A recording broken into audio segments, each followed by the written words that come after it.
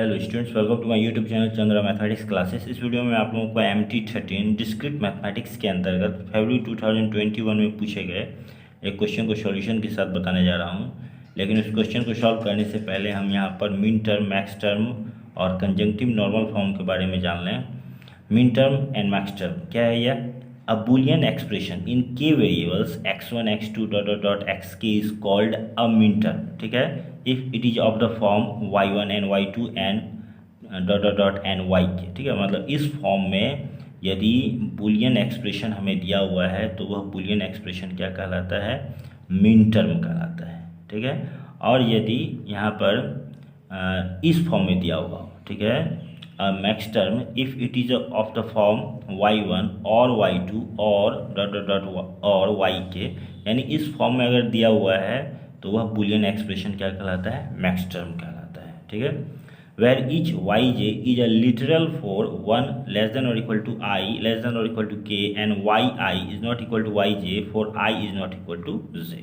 ठीक है, पहले तो हमें मीन टर्म और मैक्स टर्म को अच्छी तरह से समझना होगा, उसके बाद हम कंजंक्टिव नॉर्मल फॉर्म के बारे में समझेंगे। तो ठीक है, इस तरह से हम किसी भी बूलियन एक्सप्रेशन को जब देखेंगे कि जब इस फॉर्म में है तो वह मीन टर्म कहलाएगा और जब इस फॉर्म में है तो वह मैक्स टर्म कहलाएगा। ठीक है, अब कोई बूलियन एक्सप्रेशन जो है वह कंजंक्टिव नॉर्मल फॉर्म में कब कहा जाता है? अब Boolean expression in k variables is said to be in conjunctive normal form if it is a meet of max terms. ठीक है, किसका मीट हो? मैक्स टर्म्स का एक मीट हो, each of which involves all the के variables, जिसमें कि सभी वेरिएबल्स मौजूद होने चाहिए। ठीक है, तब जाके उस एक्सप्रेशन को क्या कहा जाता है? कंजंक्टिव नॉर्मल फॉर्म में कहा जाता है। ठीक है, तो चलिए हम इस पर ही बेस्ड एक क्वेश्चन को सॉल्व करते हैं। क्वेश्चन है find the conjunctive normal form of the Boolean expression. ठीक है, हमें इसका कंजंक्टिव नॉर्मल फॉर्म फाइंड करना है। तो हम यहाँ पर इसे लिखेंगे complement of x2 and x3 dash और x1 डैश एंड x2, ठीक है, is equal to complement of x2 and x3 dash, ठीक है, और complement of x1 dash and x2 is equal to, अब हम इसे इस रूप में लिख लेंगे। ठीक है, बाय डी मॉर्गन्स लॉ यहाँ क्या हो जाएगा? हमें x2 डैश और, ठीक है, कंप्लीमेंट ऑफ x3 डैश, फिर यहाँ पर क्या आ जाएगा? एंड फिर यहाँ डी मॉर्गन्स लॉ के अनुसार क्या हो जाएगा? कंप्लीमेंट ऑफ x1 डैश, फिर यहाँ पर और, ठीक है, x2 dash is equal to यहाँ x2 डैश और यहाँ क्या हो जाएगा? x3 हो जाएगा, फिर यहाँ पर एंड, यहाँ पर भी x1 हो जाएगा और x2 डैश। ठीक है, तो यह हमें इस रूप में प्राप्त होता है। अब हम इन दोनों को ही क्या मैक्स टर्म के रूप में एक्सप्रेस करेंगे। ठीक है, और तब जाकर के पूरे को हम मैक्स टर्म के रूप में शो करेंगे और यह कंजंक्टिव नॉर्मल फॉर्म में आ जाएगा।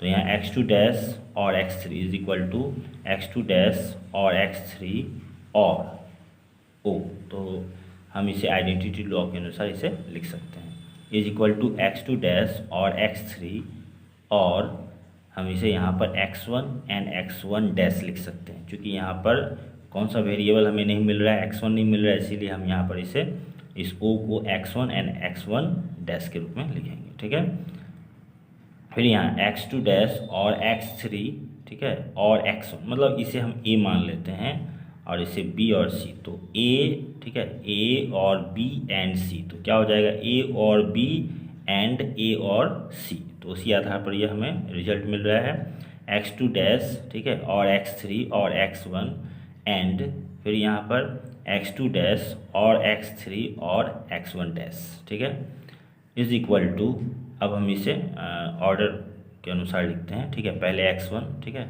उसके बाद और x2 डैश, फिर और x3 एंड फिर यहाँ पर x1 डैश, फिर और x2 डैश, ठीक है, फिर और x3। अब हम इसे मैक्स टर्म के रूप में एक्सप्रेस करेंगे। तो यहाँ पर x1 और x2 dash is equal to, हम इसे इस तरह से लिखेंगे बाय आइडेंटिटी लॉ, x1, ठीक है, और x2 डैश और o इज इक्वल टू यहाँ पर x1 और x2 डैश और चूँकि यहाँ पर x3 वेरिएबल नहीं है इसलिए हम इसे इस रूप में लिख देंगे o को, x3 एंड x3 डैश, ठीक है, इज इक्वल टू, अब फिर हम इसे a मान लेते हैं, इसे b और ये c, तो a और b एंड c, तो क्या हो जाएगा a और b एंड a और c। तो इसी तरह से यहाँ पर हो जाएगा x1, ठीक है, और x2 डैश और x3, फिर यहाँ एंड यहाँ x1 और x2 डैश और x3 डैश, ठीक है। अब हम क्या करेंगे, इन दोनों के जो भी हमें फॉर्म प्राप्त हुए इसे हम यहाँ पर पुट कर देंगे, ठीक है। तो यहाँ पर हो जाएगा सो CNF of the given Boolean expression is क्या, इसकी जगह हम इसे लिख देंगे क्या, x1 और x2 डैश और x3, ठीक है, फिर यहाँ पर एंड x1 डैश और x2 डैश और x3, ठीक है, और फिर जाकर अब इसका जो हमें प्राप्त हुआ है, ठीक है, फॉर्म, जिसे हम लिख देंगे यहाँ पर एंड, ठीक है, इसे लिखने के बाद फिर यहाँ एंड, और फिर इसे यह किस रूप में हमें प्राप्त हुआ है, x1, ठीक है, x1 और x2 डैश और x3, फिर एंड x1 और x2 डैश और x3 डैश। इस तरह से हमें दिए गए बुलियन एक्सप्रेशन का कंजंक्टिव नॉर्मल फॉर्म फाइंड हो जाता है। Okay students, thanks for watching.